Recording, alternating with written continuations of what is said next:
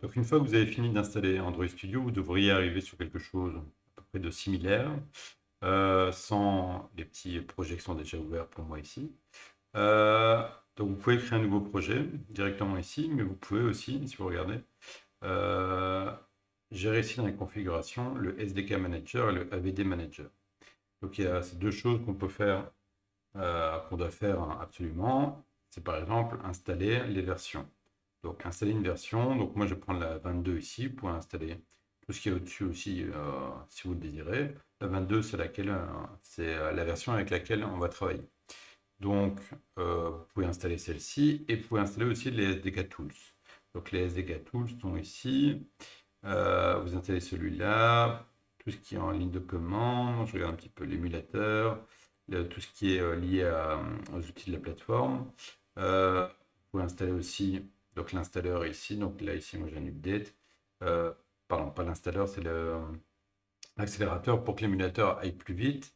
Et vous pouvez installer aussi différentes choses, ça dépend un peu ce que vous devez faire avec votre application. Donc si je fais apply, il me dit que je dois installer tout ça. Donc il est parti pour un petit moment.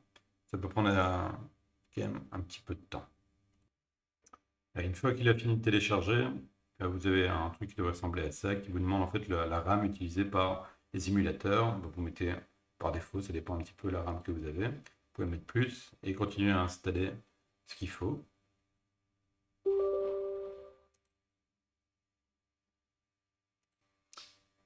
Et une fois qu'il a fini, bah, il vous montre tout ce qu'il a installé. Donc normalement ça devrait fonctionner. Vous terminez ça. Vous dites oui, terminé. Donc là, il a bien tout installé, la plateforme est installée, il me le dit bien ici. On va dire OK. Et une autre chose que vous pouvez faire directement avant de créer un projet, c'est d'utiliser donc AVD Manager. Donc AVD, c'est pour toutes les devices virtuels, c'est-à-dire que tous les émulateurs.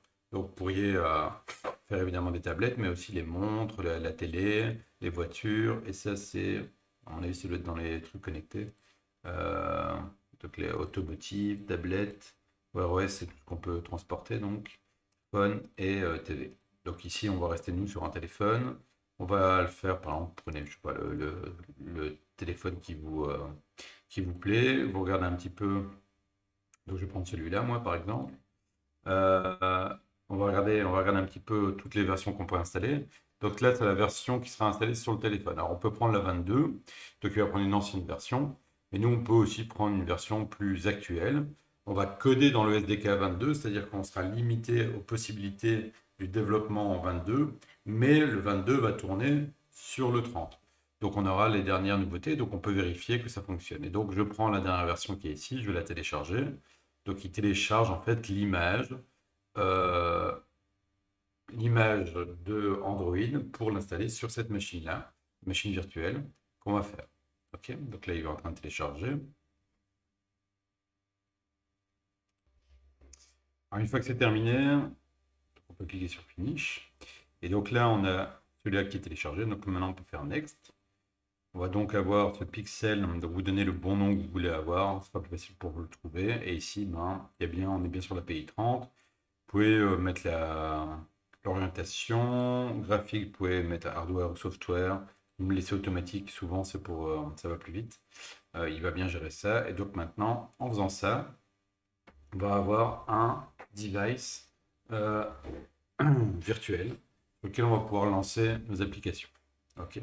Il faut voir à quel point c'est rapide. Si jamais c'est pas assez rapide pour chez vous, vous pouvez toujours utiliser votre votre téléphone portable si vous avez un Android pour le mettre via USB dessus et, euh, et pouvoir débugger dessus. Ok.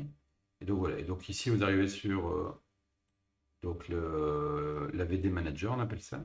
Et donc ici on voit qu'on l'a et on peut toujours faire play pour le lancer. Et donc là il va démarrer l'émulateur.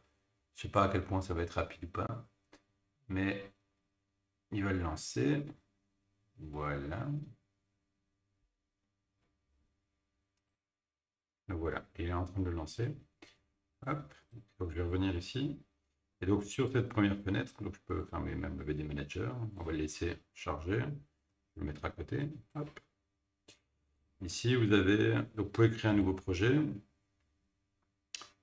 Donc, ici, vous arrivez sur les templates possibles d'activités. Donc, une activité est une page, en fait, en Android.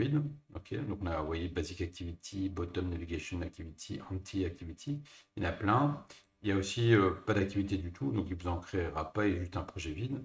Et donc, ici, vous devez choisir l'activité par défaut que vous aurez qui va créer.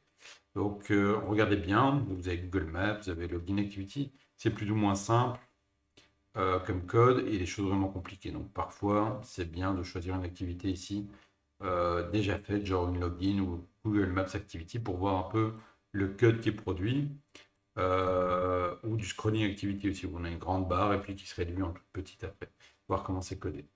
Donc, ici, nous, on va démarrer, comme il est marqué dans le texte, avec une empty activity.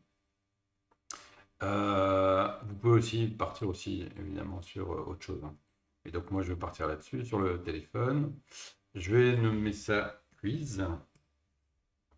Choisissez bien donc votre dossier ici. Donc par défaut il va le mettre quelque part. Moi j'ai pas envie de le mettre là. Je vais le mettre ici, voilà. Ici vous pouvez choisir le langage. Donc soit Kotlin, soit Java. Kotlin c'est un nouveau langage. Nous on a vu Java en deuxième. Donc choisissez Java. Si vous voulez faire en deuxième, en Kotlin, pardon, il n'y a pas de problème, mais on ne va pas la prendre ici directement. Alors ici, pour choisir justement pour choisir l'API, donc vous voyez que vous pouvez mettre n'importe quelle API. Au plus vous allez aller loin dans l'API, donc dans les anciennes versions, donc c'est ici, donc là par exemple API 16, au plus il y a de téléphones qui pourront faire tourner ça, forcément, parce qu'en fait c'est toujours incrémental. Et donc vous rajoutez des choses. Et donc si vous développez en 16, il y a pratiquement, donc c'est ici qu'on voit un Help me to choose. Ici, vous voyez, l'API 16, il y a pratiquement tous les téléphones du monde en Android qui savent le faire tourner. Par contre, si vous prenez la version 30, je ne sais pas, on ne la voit pas ici, mais la version 29, il n'y a que 8%. Donc, si vous développez dans cette version-là, ça ne fonctionnera pas beaucoup pour les autres. Ok, donc il n'y a pas beaucoup d'utilisateurs qui vont l'avoir. Donc, on va prendre la version 22 qui est ici, où tu as un 92,3%. Et voilà. Donc ça, on n'a pas besoin de faire beaucoup plus. Je regarde s'il y a d'autres choses, non. Ah oui, et le package name, c'est le nom de votre application sur Android. Alors c'est important parce que une application est identifiée uniquement par son name, pardon, package name. Ça veut dire quoi? Ça veut dire qu'on ne peut pas avoir deux applications qui ont le même nom. Donc ici, il faut choisir un bon nom à installer sur votre l'application qui sera installée sur Android. Vous ne pouvez pas avoir deux applications qui ont le même nom. Donc, moi, par défaut, je mets toujours BE, FPluqué, et puis je mets le nom de ce que je veux. Vous pourriez mettre très bien, et là aussi, par exemple, point student, qu'importe. Vous devez mettre quelque chose, en tout cas, qui n'a pas d'espace. Et souvent, on met des points comme dans les URL, et souvent, on écrit à l'envers d'une URL. Donc, normalement, ce serait ELA, .be, mais ici, ce serait BE et là. Moi, je vais faire ça. Et on peut faire finish, simplement. Donc là, il va créer votre projet. Alors attendez bien un petit moment parce qu'il doit créer votre projet, mais aussi télécharger toutes les librairies qu'il faut pour faire fonctionner votre projet. Donc une fois que tout est bien chargé, tout est indexé, vous pouvez voir que, je vais peut-être agrandir juste un peu, mais hop, ici, apparence, voilà, ici.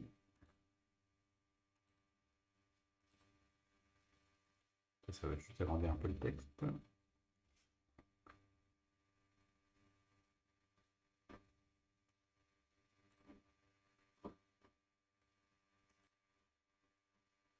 Voilà.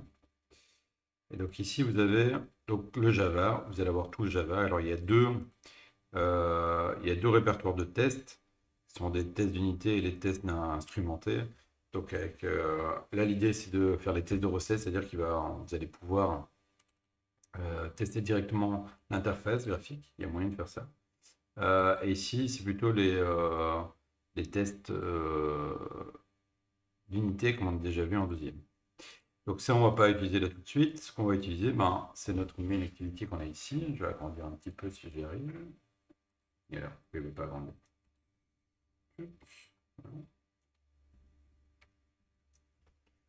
Ok, super. Bon.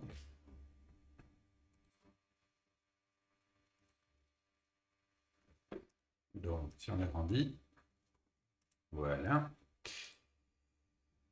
Alors, nous avons donc une première activité. Donc, une activité, c'est une page sous Android, sous Android. Donc là, on en a une, enfin en tout cas, une fabrique de pages, hein, c'est une classe ici. Et il y en aura une qui va être créée automatiquement. Quand elle va être créée, ici, on va faire un set content view r.layout.activityMain. Alors, qu'est-ce que ça veut dire ce truc-là? Le R, c'est une classe générée pour vous, et le layout va correspondre en fait aux dossiers qui sont ici. Donc, on a des ressources qui sont ici, dans lesquelles il y a un layout. Donc, r.layout, R c'est pour ressources, layout c'est pour le dossier layout, et dans lequel vous avez ActivityMain ici, qui correspond au nom qui est ici. Donc, si je change le nom qui est ici, donc je fais un refactor, pardon, refactor rename, et je dois l'appeler 2 par exemple, je vais refactoriser ça, ben, vous voyez qu'il faut le changer aussi ici.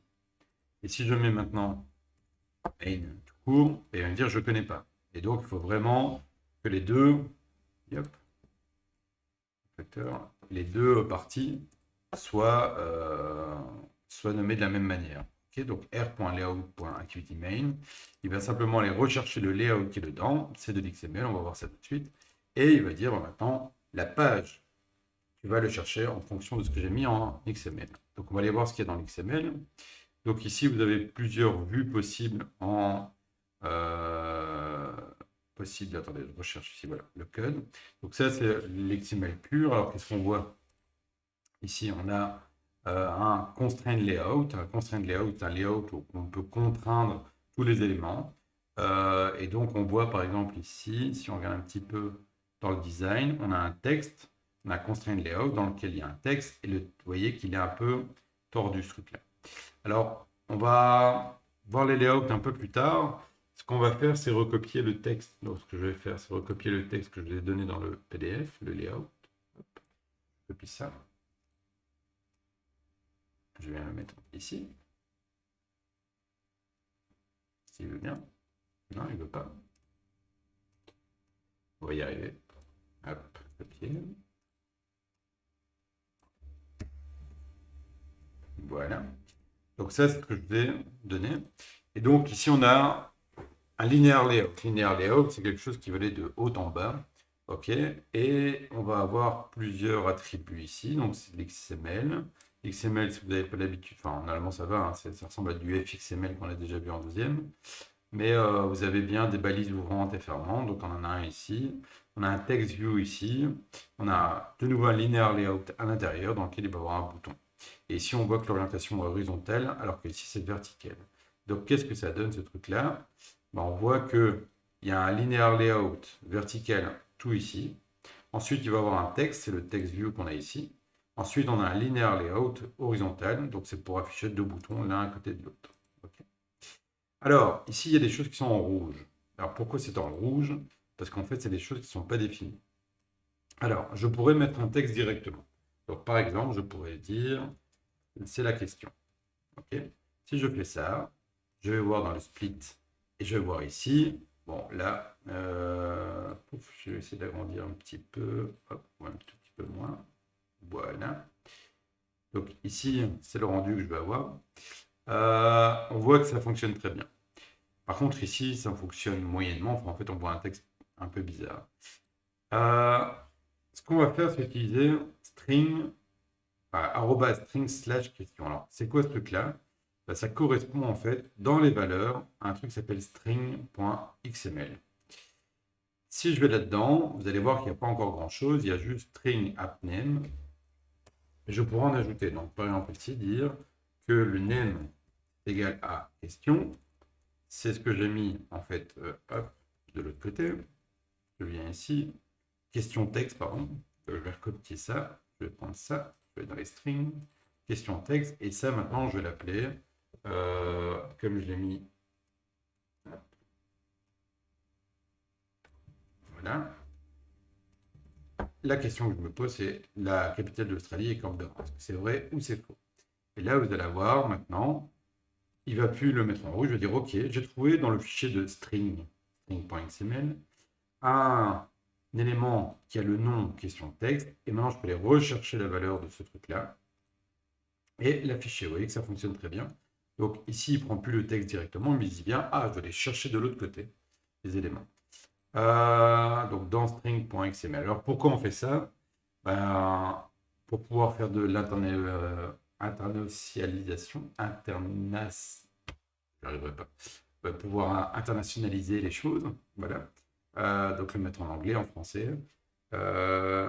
C'est aussi pour une question de maintenance, donc tous les strings qui on va voir apparaître plusieurs fois, ça serait plus facile de avoir tout à un seul endroit. On peut réutiliser plusieurs fois le même string, etc. Ok. Alors, une autre manière de faire ça, donc là, j'ai été éditer le texte à la main, le fichier à la main. Vous pouvez aussi venir directement là, et me demander créer un string dans pour la ressource true-bouton. Vous dites oui. Vous pouvez mettre des valeurs différentes en fonction du value night. Night, c'est pour le mode dark, hein, donc en mode nuit, qu'on peut avoir maintenant sur à peu près tous les mobiles, tous les sites, toutes les applications. Donc, ressource value, qu'est-ce qu'on a? On a ici, il faut donner la valeur, et donc ici, on dit que le true bouton, bah, c'est vrai. Yep, pardon, vrai. Donc, ça, c'est bon. On va faire OK. Et le false, on va faire créer string value, et on va mettre faux. Et là, si on va dans les strings, on va voir qu'il a bien ajouté lui-même à la main les choses. Alors, donc on a bien nos deux boutons. Ça fonctionne bien. Je regarde un petit peu, je suis le texte. OK. Alors, on peut se poser des questions maintenant sur, hop, qu'est-ce que ça veut dire chaque attribut ici? Donc, ce truc-là, c'est juste pour donner un espèce de nom. Donc, linear layout, on est en train de dire qu'on travaille dans Android. Donc, ça, il faut le laisser, il faut l'appliquer. Alors, ici, le layout width et height, c'est simplement donc la largeur et la hauteur. Et match parent, ça veut dire prends toute la place du parent. Le parent ici, c'est l'application, vu que je suis dans la racine en fait de mon layout. Donc le parent, c'est l'application qui va prendre tout l'écran, tout ce qui est disponible pour lui. Donc là, on a un match parent. Ici, gravity center, ça veut dire mets tout au centre. Donc tout ce que j'ai donné, tu mets ça au centre. Ça, c'est pour les enfants. Et l'orientation verticale, je suis là dans un linéaire layout. Linéaire, c'est très linéaire. Et vertical, ici, pour mettre les choses les unes après les autres. Il y a donc deux enfants. C'est ça qui va être mis verticalement. Il y a le text view et le linear layout qui est ici. Text view, on voit qu'il fait pas un match parent, mais qui fait un warp content. Donc, il prend juste la place qu'il faut pour fonctionner. Et c'est ce qu'on voit ici. Vous voyez qu'il prend juste la place, tout en ayant un petit padding, hein, donc là, 24 dp. Donc dp, c'est pas des pixels, hein, c'est, si vous voulez, c'est des pixels, mais pour Android, pour le mobile. Si j'en mets deux, vous voyez que c'est beaucoup plus. Donc le padding qui est autour. Donc le padding, c'est vraiment ce qu'il y a à l'intérieur de la boîte qui contient le text view, mais qui est autour du text view. Ok. Donc c'est à l'intérieur, mais il y a vraiment une bordure à l'intérieur du text view. Si on veut faire à l'extérieur, là on va avoir un margin. Donc hop, vous mettez Android, deux points. Alors, toujours mettre Android, pardon. Donc là, vous avez un margin, layout, pardon, margin, et là, vous pouvez mettre 20 dp. Et donc là, c'est autour. Vous voyez qu'il a bien ajouté, mais c'est autour. Donc on a la margin, on a le padding. OK. Et on pourrait, donc voir content, ça prend exactement la place. Je pourrais très bien aussi dire match parent. Et donc là, il dit la largeur, c'est tout le parent. Donc là, il s'en fiche un petit peu maintenant de la largeur qui est à l'intérieur. C'est vraiment, il prend tout le parent et donc, vous voyez qu'il commence à. Il prend tout le parent qui est ici. Donc si je fais un war content, et si je fais match parent pour le 8, pardon, là, il va prendre toute la place. Et du coup, je ne vois plus le bouton qui est en dessous, vu que lui, en fait, il prend toute la place du parent, il a poussé l'autre en dessous. Et vu que je ne suis pas dans un scroll encore, je ne pourrais pas y arriver. Donc là, il faudra faire attention. Donc là, on fait un Warp Content. Donc là, j'espère que vous avez compris. Linear Layout, ben, on voit bien que c'est un Warp Content qui ne prend pas plus de place qu'il faut. Je pourrais m'amuser, par exemple, avec le 8 ici, à faire un Match Parent pour mettre à gauche et centrer, par exemple, les éléments qui sont dedans. Donc ici, Android, deux points, Layout Gravity ou juste Gravity? Gravity, hop, Center. Et donc là, ça permet de prendre toute la place, mais les deux boutons sont bien centrés. Ok. Alors pareil, ici, si je veux mettre un petit peu de margin entre les deux, parce que c'est un peu trop collé, je vais prendre ce bouton-là, par exemple. Je vais sur margin, et là, bah, vous avez par exemple le margin right à droite. Je vais mettre 20 dp pour mettre un petit peu de place entre les deux. Ok. Et donc ça a mis une place entre les deux ici. Et là, on a le dernier bouton aussi. Encore une fois, je pourrais très bien mettre un match parent ici pour prendre toute la place du parent, sauf que ça ne marcherait pas très bien, effectivement. Enfin, si, ça marche parce que là, j'ai mis avoir content sur celui-là. Si je ne faisais pas ça, je faisais l'inverse, on comprendra mieux ici. Un match parent dessus. Là, je prends toute la place disponible dans le layout. Et donc, ça pourrait être vraiment sympa d'ailleurs de faire un match parent.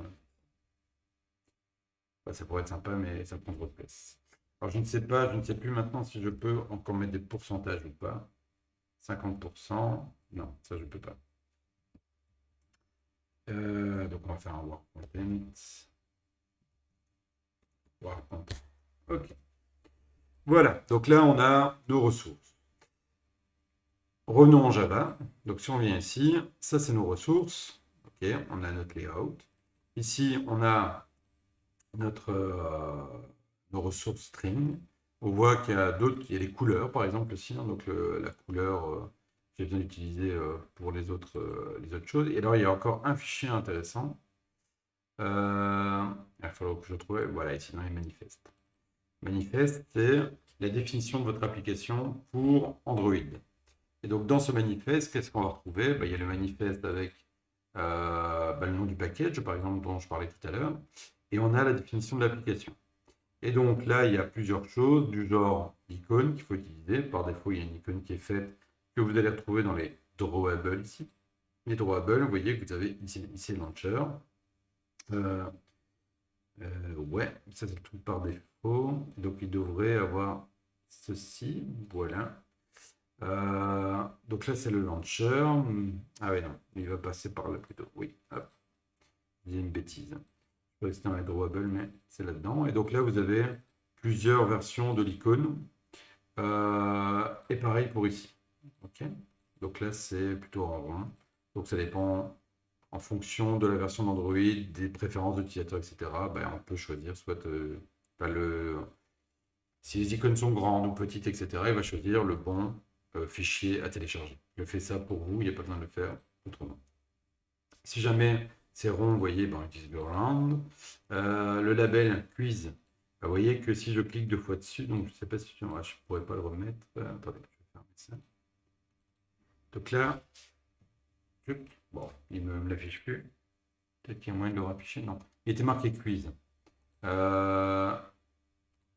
Et en fait, quiz, ça vient d'où? Si j'appuie sur contrôle et je clique, ça vient de mes ressources et c'est le mot qui était déjà écrit, appname ici. Donc, on va aussi le rechercher. Donc, si vous le changez ici en disant c'est pas quiz, c'est autre chose, vous verrez que le nom sur pas installé de l'application, ce sera plus quiz, ce sera autre chose. Ici, le thème quiz, c'est lié avec des thèmes qui sont ici, okay, dont on peut changer, et marquer voilà, que la couleur primaire, variant, etc., utilise des couleurs, et on retrouve le arrobase couleur, color slash, et donc ça a à voir avec les couleurs qui sont ici. Donc c'est un espèce de jeu de piste en fait, en Android, où on a toutes des clés pour pouvoir utiliser plus facilement les choses. Et alors, on retrouve notre activité principale qui est ici. On dit, voilà, pour lancer l'application, c'est un peu l'intent filter qu'on a ici, qu'on comprendra plus tard. Mais si vous voyez un peu ça, quand je lance le truc principal, voilà ce qu'il faut lancer, c'est le main activity. Et donc, main activity qui est ici, c'est bien l'application, je sais pas, mon match apprenti. c'est bien l'application à lancer, enfin l'activité à lancer au début. Il va venir ici, quand elle est créée, il fait un super create pour pas oublier ce qu'il faut faire avant, on comprendra aussi ça plus tard. Et ici, il dit, ben, le contenu de ma page, il faut aller le chercher dans l'XML. Voilà, donc on va faire tourner ça, et on va voir ce que ça donne.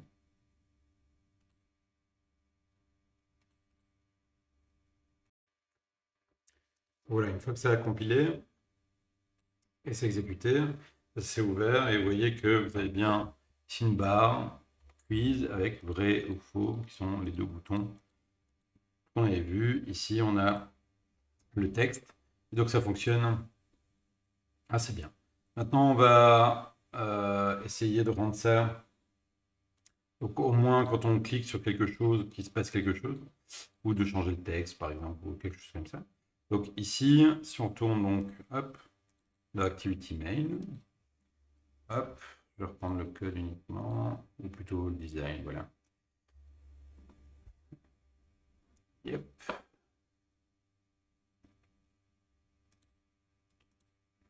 Donc, ça, vous pouvez mettre donc, les deux. Donc là, vous avez le blueprint qu'on appelle pour mieux voir toutes les marges, etc. Vous avez juste le design. Donc ici, ça nous suffit le design. Si je clique dessus, c'est comme sur Studio Builder de JavaFX.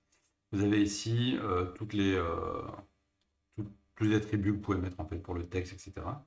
Voilà, donc ici, vous voyez ce qu'on avait mis tout à l'heure, on avait parlé.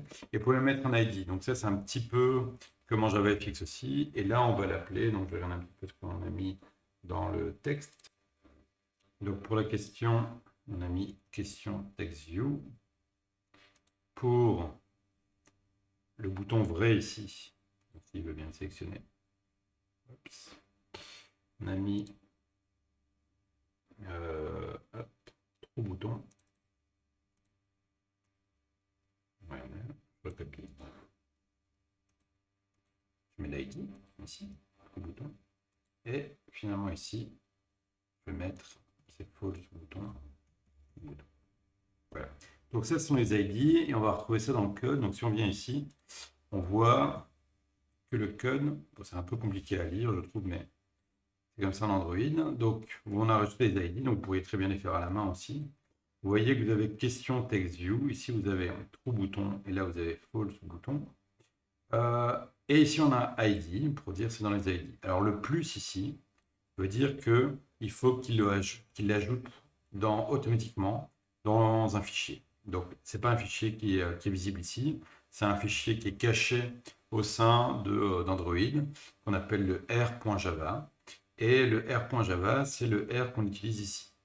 Alors, qu'est-ce qui est intéressant, c'est que dans R, donc si on utilise la classe R, dès que vous faites un changement, elle est recompilée. Et vous pouvez utiliser dans les ID, vous allez voir qu'il y a un truc maintenant qui s'appelle true bouton. Il y a un truc qui s'appelle false bouton. Quelque chose qui s'appelle question text view. Donc en fait, dès que vous mettez un ID quelque part avec le petit plus, il va l'ajouter automatiquement dans cette classe. Et si vous regardez un petit peu ce qui est marqué, il dit bah, c'est un entier et il vous met la valeur. Donc en fait, tous les ID sont des entiers qui ont été générés automatiquement dans une classe. Et c'est une clé, si vous voulez, pour retrouver l'instance qu'on a. L'instance, donc le widget qu'on a dans la vue actuelle. Pour réussir à faire ça, ce qu'on va faire, donc, on va le faire ici. Donc, bouton, je vais essayer de récupérer le bouton, true bouton. Ou alors, je vais même l'appeler, vu que je l'appelle autrement après, true bouton, comme ça. Voilà. Et ici, je vais faire Alt Entrée pour ajouter les line ports automatiques. Alors, on voit que Android widget bouton, donc là, ça fait partie d'une librairie standard, on va récupérer le bouton. Alors, on va aller voir peut-être ce qu'il y a dans widget. Donc, si je clique ici sur widget, normalement, au bouton, oui, il devrait m'afficher ça. Et alors, si j'ai envie de voir, je ne sais pas s'il y a moyen de voir. Donc, je vais essayer de les télécharger. Vas-y, télécharge les sources. Donc là, il va télécharger tout ce qui est normalement pas visible, hein, donc tous les points Java qui sont associés au point classe qu'il a déjà, donc à la version compilée. On va obligé d'attendre. Donc, hop. Donc, j'ai téléchargé les sources. Normalement, je pourrais voir d'où vient le bouton. Voilà. Et normalement, je pourrais voir aussi s'il veut bien. Non, il n'a vraiment pas envie. Mais donc, si on vient ici, on peut aussi simplement faire ça. Alors, import Android.widget. Regardez un petit peu tout ce qu'il nous propose. Donc, contrôle espace. Ah, il est en train d'indexer, donc il ne veut pas me le montrer. Faut beaucoup attendre en Android.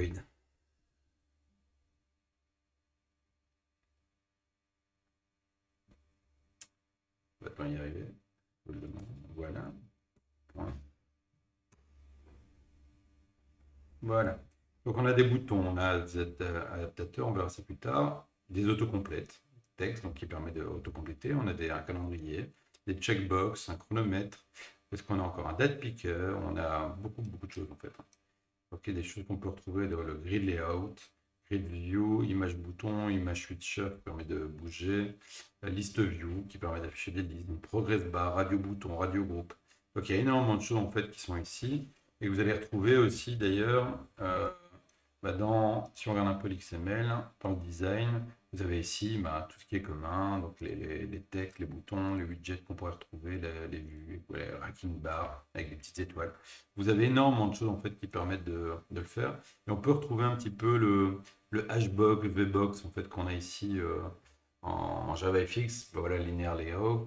Est-ce qu'on a encore le frame layout, le table layout, table row, space? On a des containers aussi qui permettraient, donc comme le scroll view qu'on trouve en JavaFX aussi, etc., etc. Donc il y a vraiment moyen de faire des interfaces graphiques assez compliquées. Donc ça, on a le bouton. Maintenant, j'aimerais bien retrouver, une fois que j'ai fait un set content view, donc il faut bien le mettre après, j'aimerais bien retrouver dans la fenêtre courante, donc dans l'activité, j'aimerais bien dire retrouve-moi find view. View, alors view c'est quoi? Ça peut être n'importe quel élément d'un bouton. Donc vous voyez ici un bouton par exemple. Hop, pourquoi il m'affiche là? Voilà. Donc ça c'est une vue. Donc un bouton est en train d'étendre une vue. Une vue est en train, donc un text view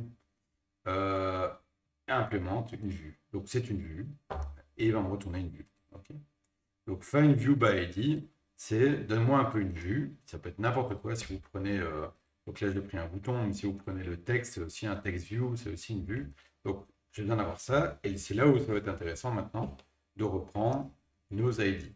Donc donne-moi un peu la vue qui est comme ID dans ma vue courante, trou bouton. Et là maintenant, si j'ai ce truc-là, je peux commencer à mettre, utiliser ça comme l'objet, un bouton. Et donc là, on va retrouver un peu, donc je ne sais plus exactement, set click, set and click, voilà, set and click listener.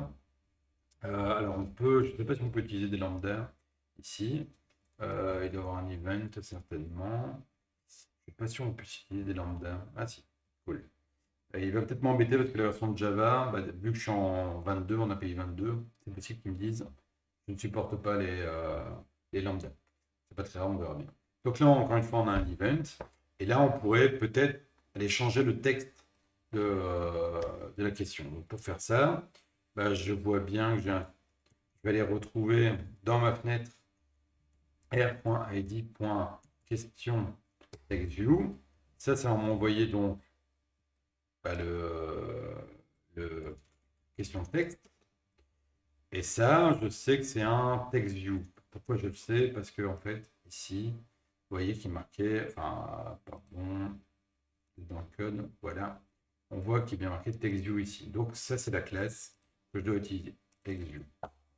Donc, il ne connaît pas, encore une fois, c'est dans widget, vous dites oui, et là, il ajoute ici automatiquement. Ok. Et donc, pour aller changer ce texte, je fais question.text, set texte. Alors là, soit vous mettez un ID. Alors l'ID, encore une fois, c'est dans les strings, par exemple. Donc imaginons que j'ai envie de mettre... donc je pourrais mettre un texte. On va faire plus simple. Cliquez, voilà. Donc vous avez cliqué. Voilà. enregistré ça. Alors, il y a deux boutons maintenant ici. Alors, ça, c'est pour arrêter l'application et la redémarrer. Ça, c'est pour dire, applique les changements. Donc, applique les changements ici et refait tourner juste ce qu'il faut. Alors, parfois, ça marche bien. Donc, ici, on va le faire. Et donc, ça va normalement beaucoup plus vite. Donc là, bon, ça va vraiment vite. Mais je suis en train de faire l'enregistrement en même temps de la vidéo, donc ça prend un peu plus de temps. Finalement, ça va assez vite et ça devrait changer uniquement l'activité en cours, en fait. Voilà. Ah, il me dit que ça n'a pas été appliqué parce que j'ai ajouté des barrières qui ne supportent. Ok. Donc comme ça n'a pas marché, là je dois relancer et il me dit en fait que c'est parce que j'ai rajouté en fait l'ID false bouton et ça il veut pas. Donc il y a des choses où il peut pas faire juste de la compilation incrémentale, on appelle ça. Donc je vais terminer et redémarrer l'application. Voilà, il est en train de la lancer. Il lance, il me dit que c'est bon. Par contre, ça prend quand même pas mal de temps. Voilà. Et quand je clique sur vrai, bon, on voit que ça a cliqué. Donc ici, j'ai bien récupéré le text view, en tout cas l'objet qui représente le text view. Ici, j'ai bien récupéré le bouton. Et là, j'ai mis un listener dessus. Si vous ne voulez pas passer par une lambda, il y a toujours moyen de faire remplacer lambda par une classe anonyme. Et là, vous allez voir le code qu'il y a dans le texte en fait. Mais si on peut utiliser une lambda, ça va quand même un peu plus vite. Alors on peut s'attarder un petit peu sur FindViewById ici. Donc cette méthode ne vient pas de n'importe où, on voit que ça vient de TIS, TIS.FindView. Alors le TIS évidemment n'est pas forcément nécessaire. En Java, on peut le retirer. Il va regarder dans l'objet courant par défaut, mais c'est peut-être plus lisible comme ça. Et TIS FindViewById, je ne l'ai pas défini, mais par contre j'hérite de app concat activity, qui veut dire d'ailleurs c'est une activité compatible. Et donc là, c'est pour gérer toutes les versions d'Android, toutes les différentes versions qu'on pourrait avoir. Bah, ça, c'est la version compatible des activités. Ici, si je clique dessus, je vais aller voir où est-ce que c'est défini. Et on voit que c'est bien défini dans App Compat Activity. Et donc, qu'est-ce que ça renvoie ce truc-là?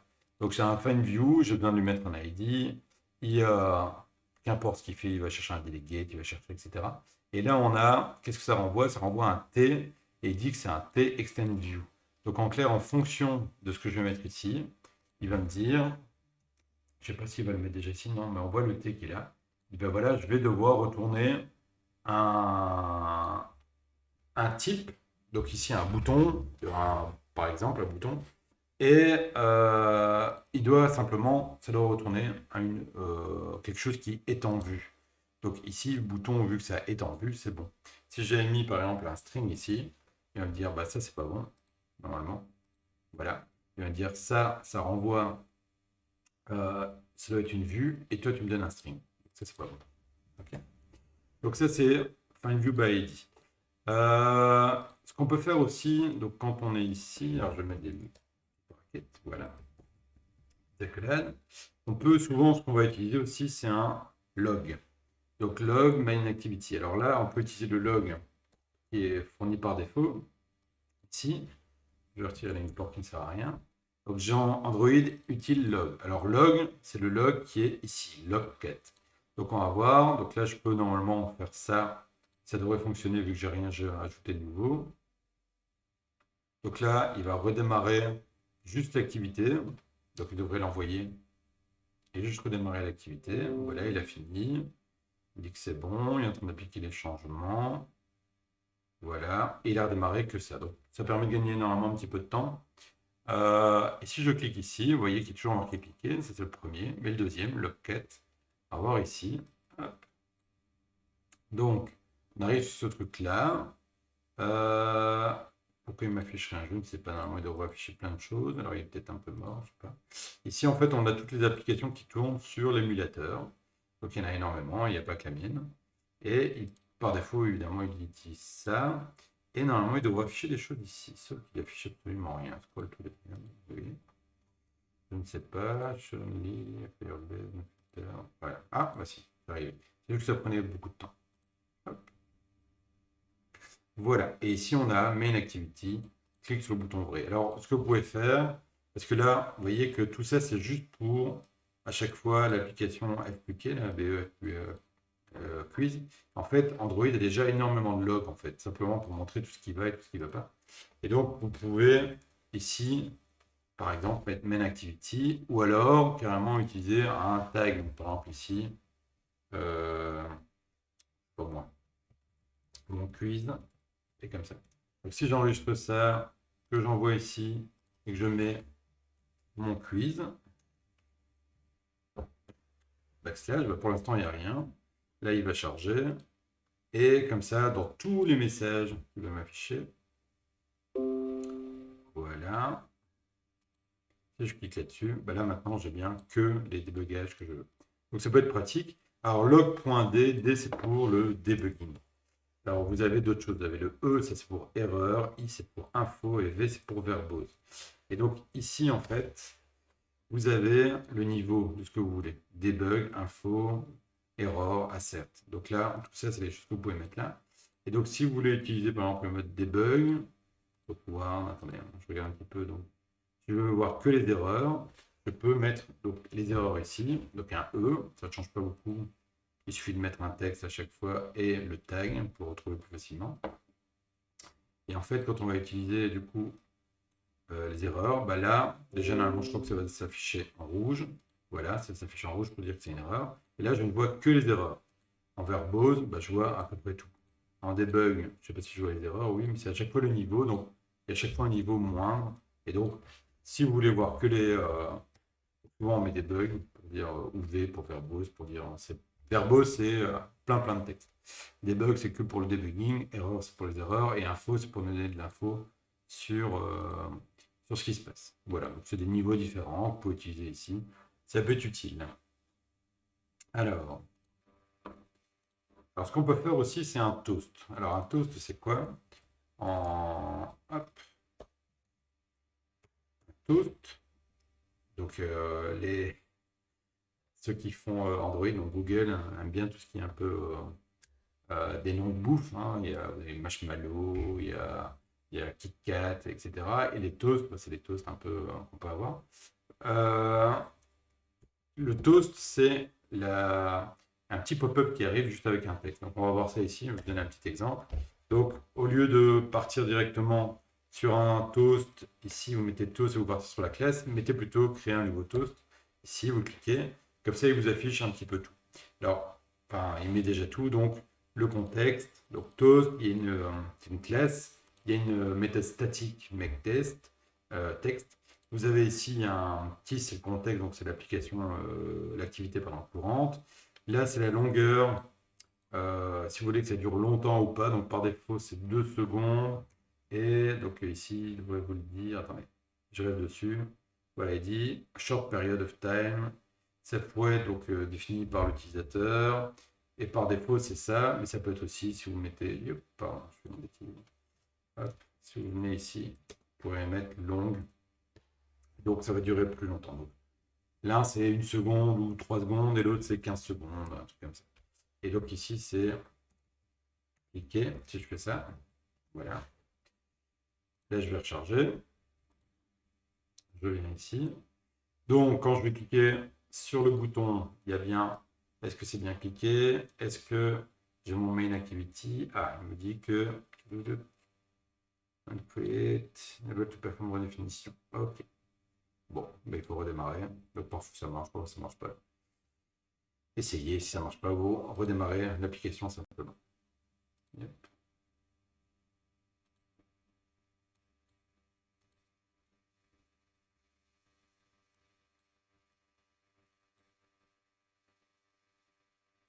Donc voilà, revenu ici, je clique, ça a bien changé, voilà, on a le toast ici. Si je reclique dessus, le toast réapparaît, et je peux en faire 3 fois par exemple pour avoir un toast, un deuxième, et le troisième qui arrive. 1, 2, je vais faire ça, 1, 2, voilà, ok, 1, 2, 3, 1, 2 et 3, ok. Donc les toasts s'affichent les uns après les autres. Et c'est pas plus compliqué que ça. Donc, il ne faut surtout pas oublier le show qui est ici, qui vous met automatiquement. Parce que là, il crée une instance d'un toast. Et si vous ne mettez pas le show, ben, il n'affiche pas. Il le garde en mémoire, mais il n'affiche pas. Dans le texte, on dit qu'il faut aller ajouter des strings. Donc ici, des strings pour les bonnes réponses et les réponses incorrectes. Donc ici, bon, dans le PDF, le copier-coller ne fonctionne pas des masses. Mais ça va, voilà. Donc là, j'ai deux entrées pour les strings. Donc j'ai good answer et wrong answer. Alors, remarquez que ici, c'est pas génial. D'ailleurs, je vais changer ça dans le texte, donc vous aurez un meilleur texte. On va plutôt mettre ça, ok, pour suivre ce qu'on a déjà mis avant. Good answer et wrong answer. Je viens ici. Ce que je vais faire, c'est que, par exemple, ici, j'ai envie d'utiliser donc le texte. Et donc là, si je mets directement r.id. Et donc là, je peux utiliser. Pardon, c'est pas id, c'est des strings, là, du coup. String.goodAnswer. Hop, là, c'est bien un entier ce truc-là. Alors, est-ce que ça va marcher ou pas? Il faut regarder un peu la signature de make-text. Texte. Donc, il dit, il y a deux possibilités. Ici, il y a soit de vous passer un contexte, donc ça c'est bon. Hop, je vais peut-être aller ici. Soit de vous passer un texte, soit un REST-ID. Vous voyez, REST-ID, ici, c'est même un string REST, c'est-à-dire une ressource string. Et donc ici, en faisant ça, et en faisant juste... bon, je vais faire ça parce que je sens que ça ne va pas marcher. Il va aller chercher le texte dans les ressources string, r.string.goodAnswer. Il va prendre le texte qui est dedans et afficher le texte qui est défini.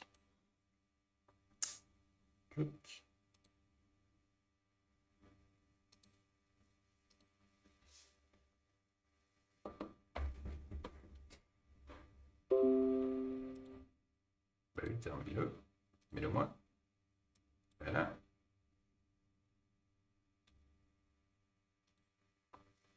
Voilà. Donc quand je clique sur vrai, il m'est bien cliqué, ici il m'est correct. Maintenant, hop, je vais faire la même chose pour le false bouton. Donc je dois d'abord venir ici, hop, mettre false. Venir ici, mettre false. Et prendre ici et mettre false ici. False bouton. Et donc je vais pas mettre, je vais plus changer le texte, y mettre de log. Hop. Simplement, je vais afficher un wrong answer ici. Wrong. Voilà. Voilà. Donc là, quand je clique sur le trou bouton, je vais même l'enlever, je le laisse comme ça, vous avez des exemples. Et donc ici, on a le trou bouton, il va marquer une bonne, il va mettre correct, et pour le false bouton, il va mettre false. Ok, incorrect. Hop, oui, termine, et je redémarre l'application. Et donc ici, si tout fonctionne comme il faut,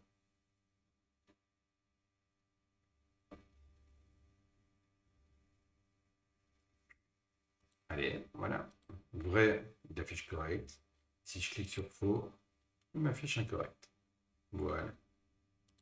Alors maintenant, on va essayer d'aller un petit peu plus loin sur justement réussir à faire vraiment notre quiz. Donc, c'est-à-dire qu'il faut des questions, il faut savoir si c'est vrai ou c'est faux, etc. Donc, pour faire ça, on va essayer d'organiser un peu les choses. Donc, ici, on va créer des packages, c'est peut-être déjà mieux. Package ici, new package. Et puis, il y aura les modèles. Ça, clairement, il y a les contrôleurs aussi, hein, new. Package contrôleur. Contrôleurs. Pas de bêtises, il y a deux L en anglais. Je vais aller remettre mon main activity dedans. Donc là, il va faire du refactoring. Normalement, non, il n'y a pas envie. Ok. Ici, il m'a quand même changé. Là, mais il n'a pas changé ici. Ok, tout va bien.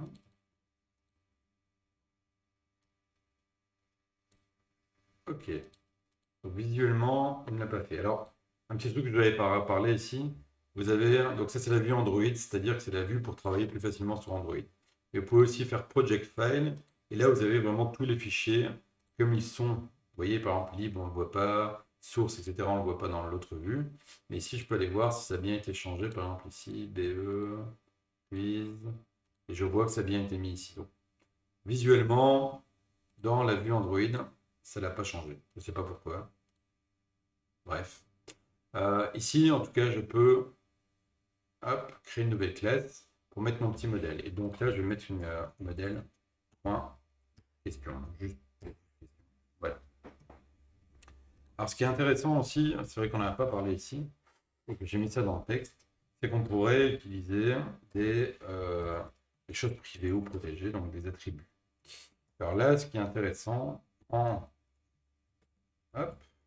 en Android, c'est que tous les noms le nom des attributs non publics et non statiques doivent être préfixés par un M. Et donc ici, on pourrait mettre... Alors pourquoi? Simplement parce que c'est comme ça, c'est modifiable. C'est une convention sur Android. Et donc tous les attributs non publics et non statiques vont être précédés par un M. Vous avez ça dans... Yep, faut que je retrouve ça dans mon PDF. Je vais vous montrer. Donc, dans le PDF, vous avez le lien vers cette page-ci, qui est exactement donc le code style. Et donc, là-dedans, il vous explique quelles sont les règles, par exemple pour les exceptions, ce qu'on a vu en fait l'année passée. Hein. Il y a aussi, donc, pour le M, là. Okay. Attendez, je vais redémarrer. Je sais pas pourquoi.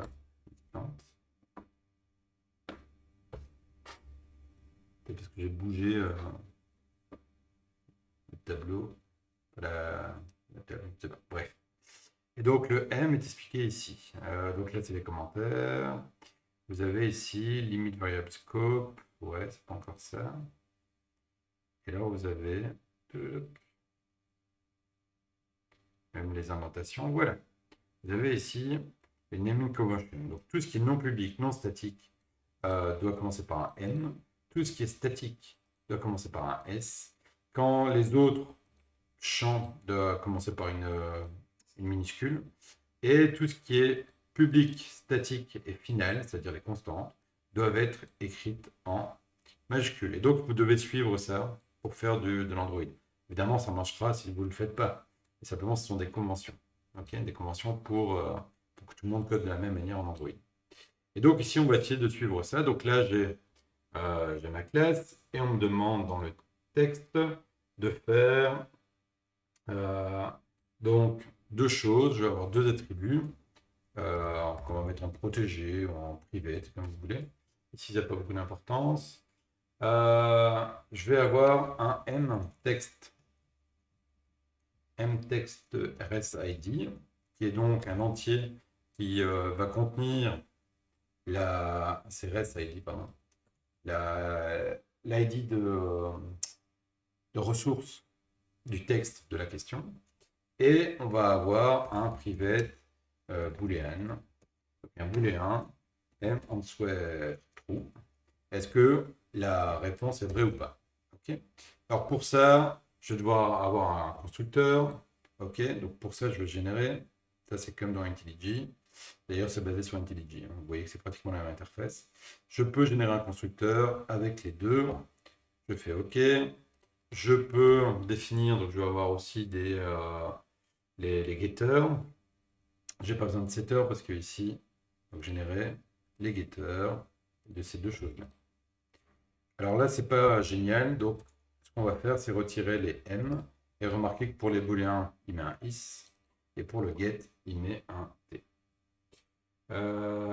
Donc, on retire bien le m parce que c'est assez moche à lire. Mais à l'intérieur, donc, tout ce qui est visible, en fait, n'aura pas de m. Et tout ce qui est privé à l'intérieur aura un préfixe m. Voilà. Pour... ok. Je regarde un petit peu par rapport au texte si j'ai la même chose.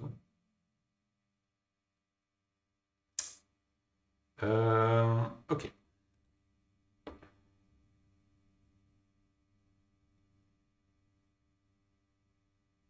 Donc là, on a fait le reste. Donc ça, c'est bon. Donc là, on a une petite classe question. Maintenant, donc on va pouvoir mettre à jour la vue. Donc ici, dans la vue. Je vais venir ici, je vais prendre le texte qui est là.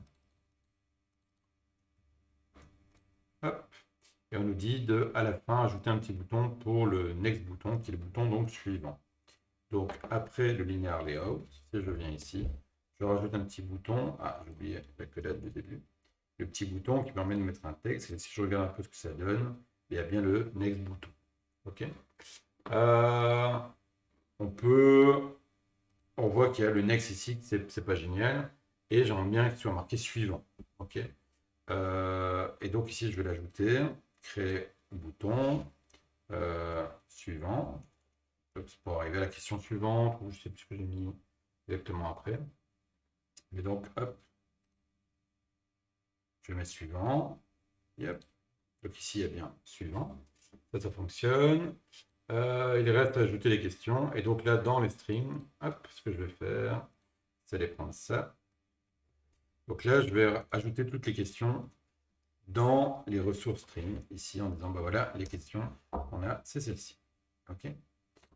Alors, il n'est pas content. Pourquoi il n'est pas content? Parce qu'il y a ça. Donc, on va mettre un petit backslash juste avant. Okay. Donc, il n'aime pas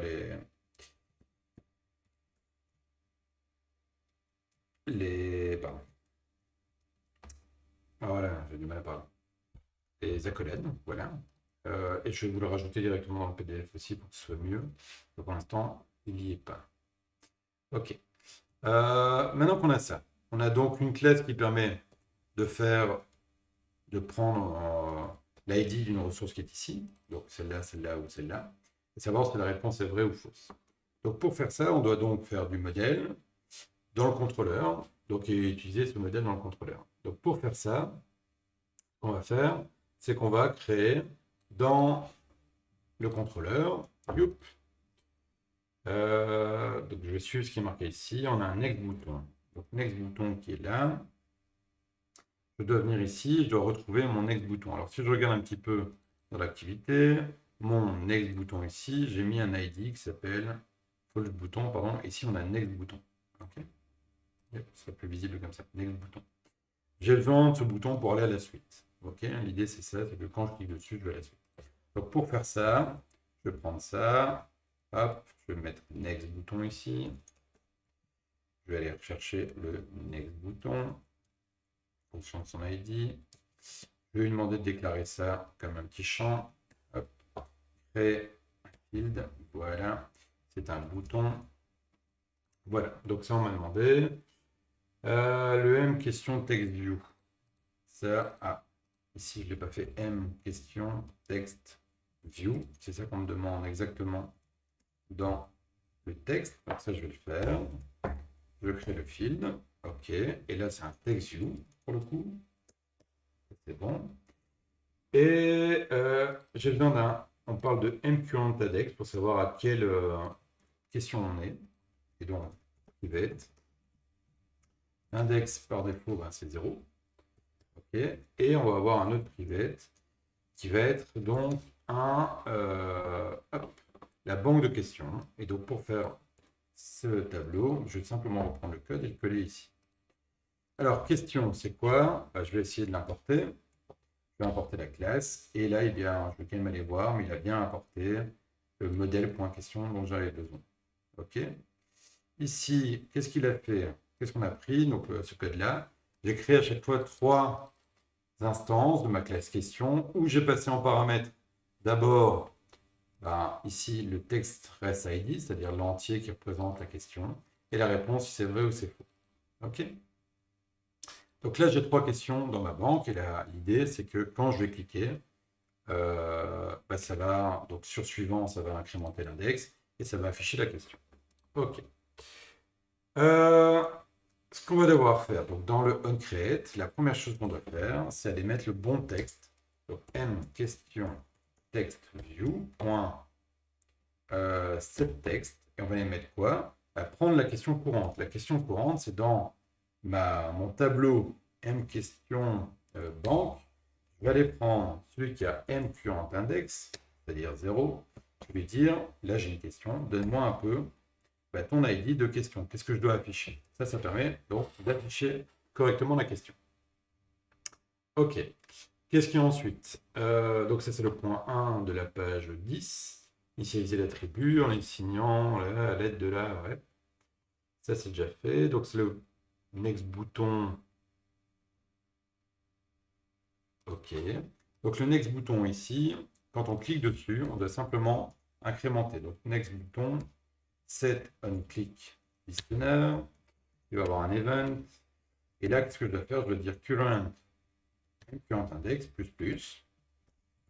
Et puis, il faut changer la question. Alors, comment je change la question? Bah, c'est simplement reprendre ce texte-là. Copier, hop, coller. J'ai fait un copier-coller, donc c'est pas bien. Donc, qu'est-ce que je vais faire? Je vais plutôt faire une petite fonction. Donc, je vais prendre ça, je vais faire un refactor et introduire, hop, une petite méthode. Plutôt, j'ai dit fonction, c'est une méthode. Et je vais appeler ça cette question. Cette question texte, par exemple, ou cette question. Ouais, cette question texte. En faisant ça, évidemment, là, il me l'a changé, mais il dit, bah, ici, c'est la même chose. Donc, est-ce que tu veux le changer? Oui, remplace-moi ça. Et donc, il m'a créé une belle petite méthode et j'ai quelque chose de beaucoup mieux qu'elle. Et donc, normalement, ici, si j'exécute déjà ça, bah, je devrais avoir le bon texte qui est ici. J'ai ma question qui est ici.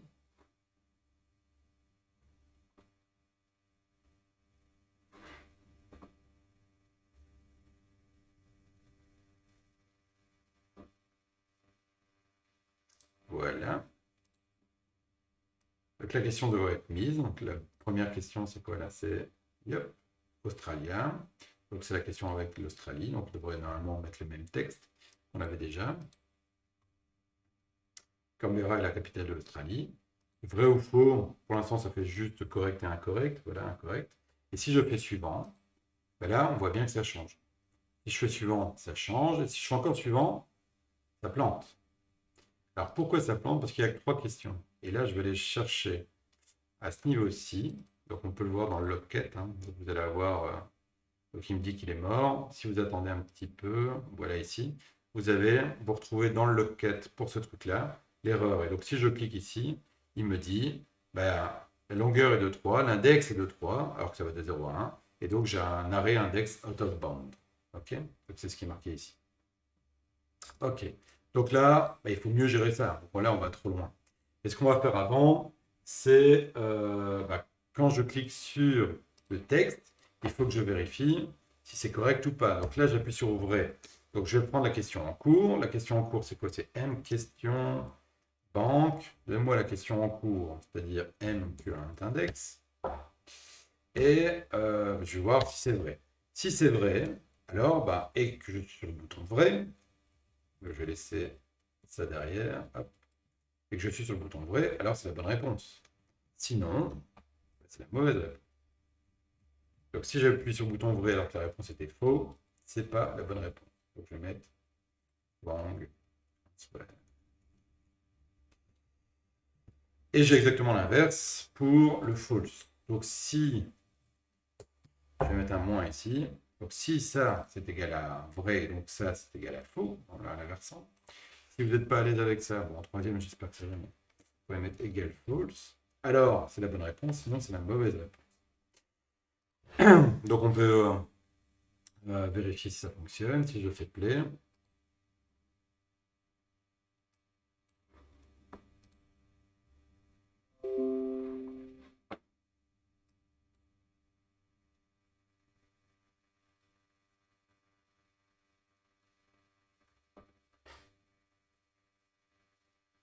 voilà.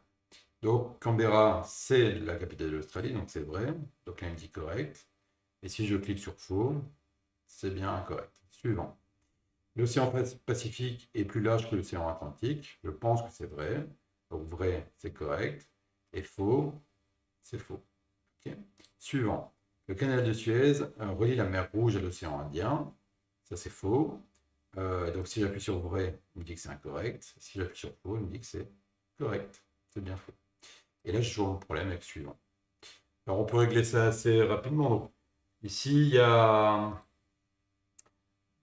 Donc, il faut régler déjà ce petit problème. Donc, il y a un problème qu'on peut faire, c'est revenir au départ. Donc, pour revenir au départ, soit vous dites si m current index hop, est égal à 3, je vais arriver trop loin.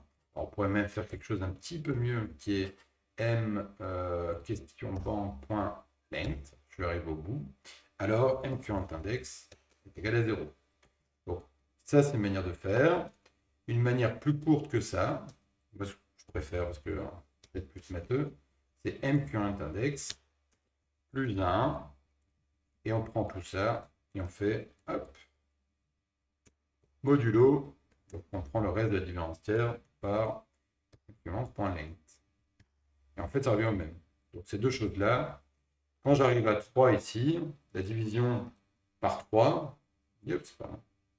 Donc quand j'arrive à 3 ici, la division par 3 va faire qu'il reste que 0, et donc à 3, j'arrive à 0. Par contre, si c'est 2, par exemple, divisé par 3, le reste de 2 divisé par 3, c'est 2, donc il me renvoie 2. Donc ça, les deux sont possibles, et donc maintenant, je peux jouer toujours aux 3 mêmes questions, ici.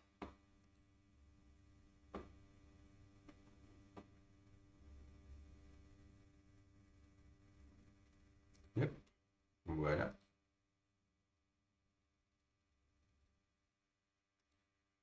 Alors, donc vrai, faux, qu'importe on répond en fait ici. Et donc là, vous voyez que ça tourne tout le temps et là, ça ne plante plus. Voilà. Donc ça, c'est le code juste avant les exercices que je vous demande de faire. Relisez bien ce code, essayez de bien tout comprendre, comment ça fonctionne. Alors, il y a encore des choses qu'on peut améliorer. Donc, par exemple, ici, même question, c'est avoir la question courante et on l'utilise un peu partout. On l'utilise ici, on l'utilise là et on l'utilise encore là. Ben, ça aussi, on peut extraire. Hein. Les factors, extract method, get current question, et ça doit m'envoyer une question. Ok. Je vais faire refactor, eh bien, replace all, et quand même, c'est un peu plus joli. Get current question, pardon, et is true, is false. Et ici, hop, et il va le remplacer aussi ici. Donc, c'est quand même un peu plus joli. Voilà, c'est toujours la même chose. Donc, une fois que vous avez un code qui fonctionne, essayez de le rendre un peu mieux.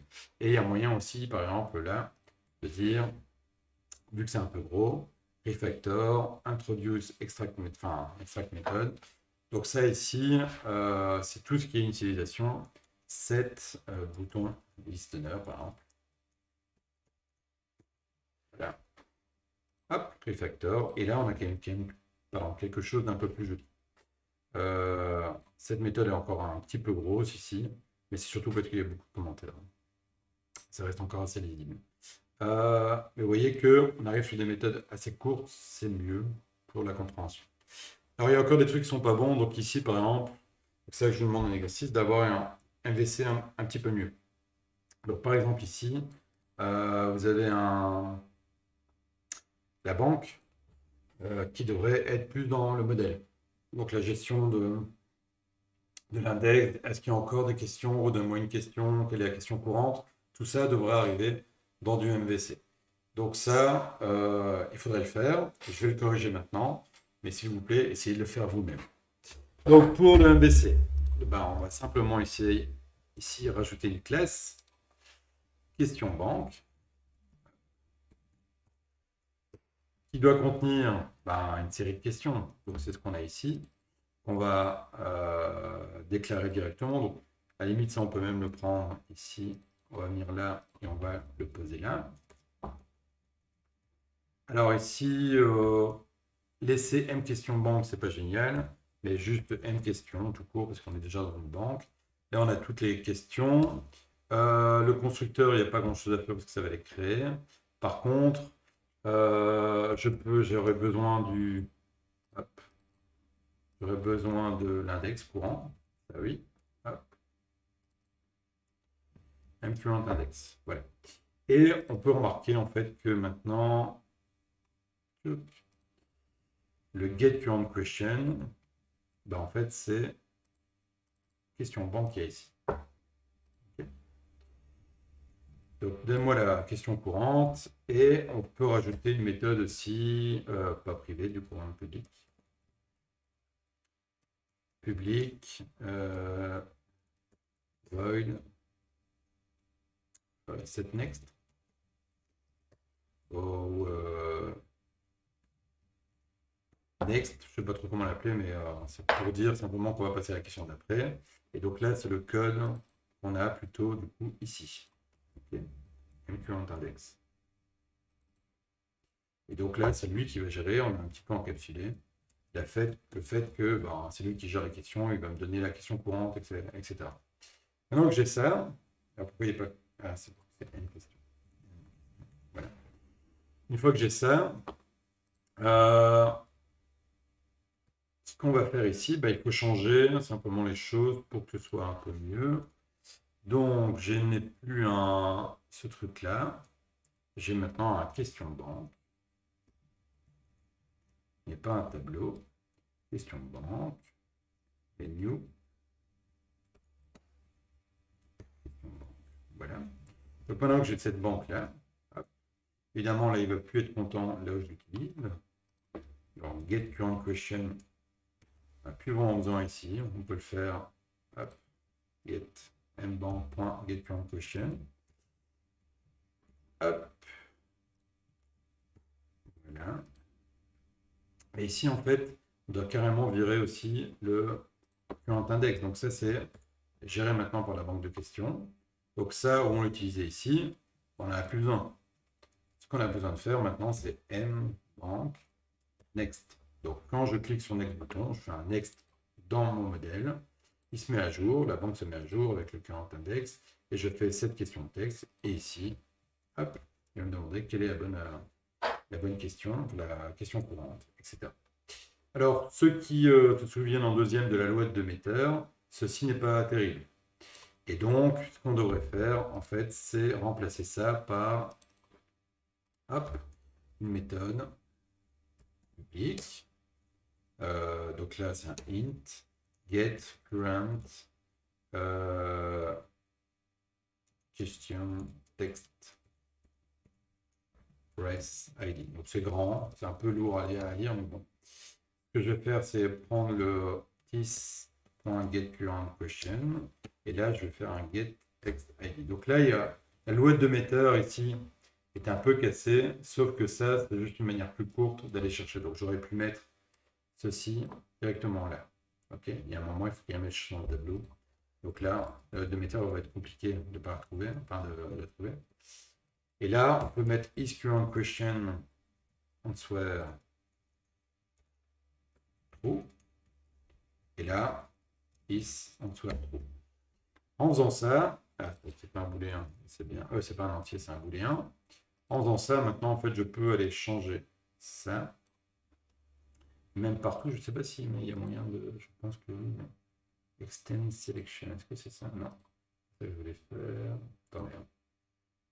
J'ai envie d'avoir plusieurs. Yep.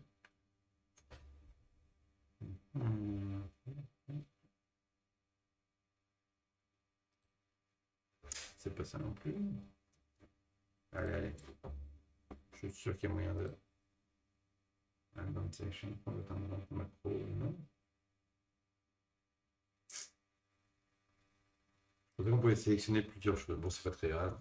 Je vais mettre là. Donc là, j'ai bien du texte. Donne-moi un peu le texte. Et vous voyez que le Demeter maintenant est respecté. Mais ici, je l'utilise plusieurs fois ce truc-là. Ah non, je l'utilise qu'une seule fois. Mais ici, true, oui. Alors, get. Voilà. Ça, c'est parfait. Et ici aussi. Voilà. Donc ça, c'est pour le MVC. Ensuite, il faut ajouter le score pour la session en cours. Donc ça, il faut le faire aussi, par exemple 2 sur 3, etc. Ajouter également un bouton terminé pour terminer la session qui initialise le score à 0. Donc ça, je vous laisse faire. Je crois que vous êtes capable de le faire avec tout ce que je vous ai montré. Ajouter le score, ben, il faut ajouter soit dans un taux, soit sur un label, etc. Il faut essayer de faire ça. Mais je suis sûr que vous pouvez y arriver. Voilà. Bon courage à tous.